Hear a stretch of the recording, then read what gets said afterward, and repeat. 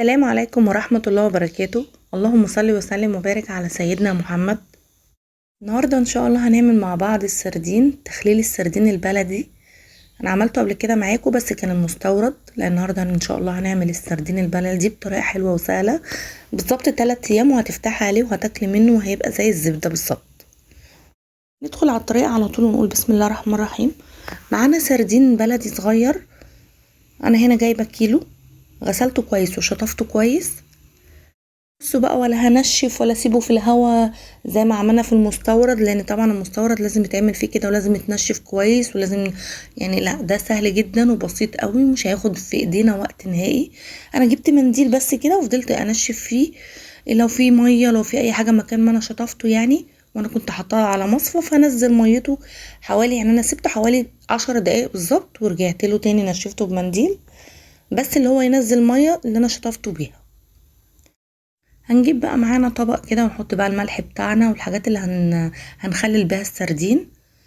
انا على طول بخلل السردين الفسيخ البسارية بملح وشطة بس، ما بحطش اكتر من كده، ملح وشطة وزيت، اكتر من كده انا ما بحطش. في اي حاجة من التخليل بعمل ملح وشطة وزيت، ما بحطش اي حاجة تانية وما بزودش اي حاجة تانية، بجد بيطلع في منتهى الجمال. انا هنا حطيت معلقتين ملح ونص معلقة شطة، ولو حابه تزودي الملح زودي، بس انا كان مظبوط جدا اللي هو معلقتين ملح والشطه كان مظبوط جدا، انا حاطه معلقتين كبار، هو مش باينه في التصوير بس انا حاطه معلقتين كبار جدا كمان.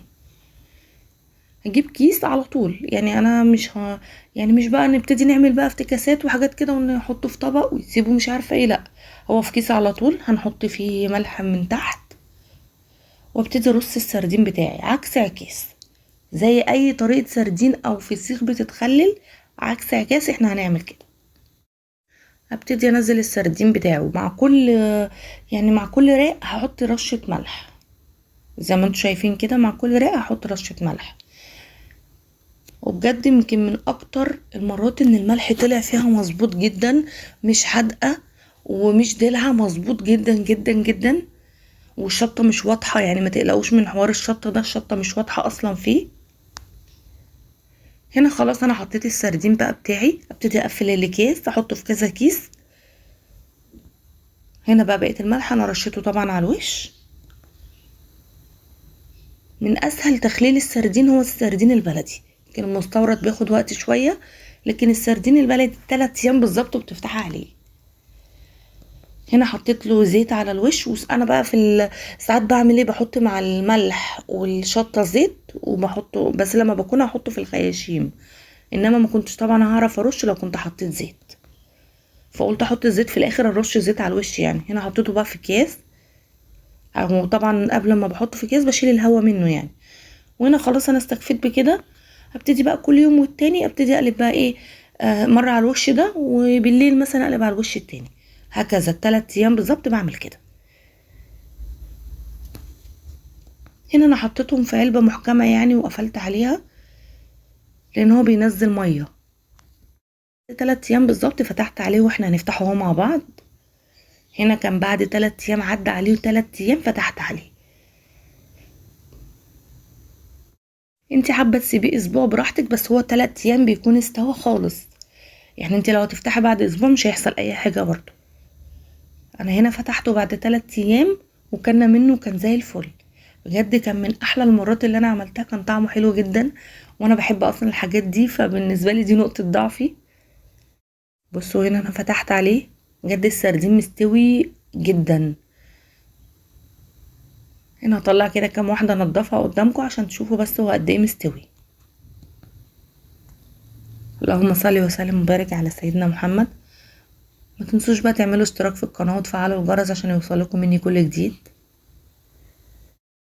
بصوا والله العظيم السردين اصلا ريحته كانت قلبة المكان من جمالها، بجد ريحته كانت حلوه قوي، والله التصوير بجد ظالم شكله، يعني انا بقدر الامكان بحاول اصوره لكم واضحه، بس يعني هو ده بجد، لا بجد التصوير ظالمه جدا. شكله حلو وطعمه احلى. بصوا مستوي ازاي، بيتقشر في ثانيه، يعني انا طلعت الشوكه كده في لحظه، لان هو مستوي مش يعني اقول لك ايه، يعتبر عامل زي الزبده كده في ايدك. يعني لو ما مسكتوش كويس هيتهري مني من كتر ما هو مستوي.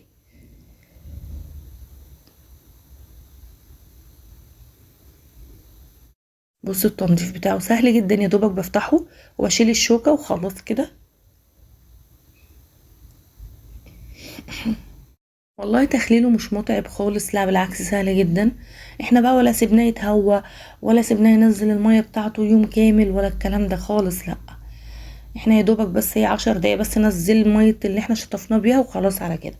هنا بقى كان باقي اللي انا عملته خلاص قشرته. هنا كان يعتبر نصه. حطيت ليمون بقى وحطيت زيت، وده كنا هنتعشى بيه.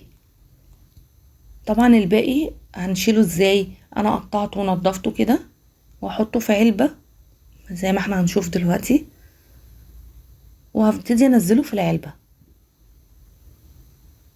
وما بتعوزي منه بتطلعي منه، بس انا بحط لها طبعا ليمون وزيت، وبحط لها زيت كتير، وبشيله في التلاجة وقت ما بحتاجه بطلع منه.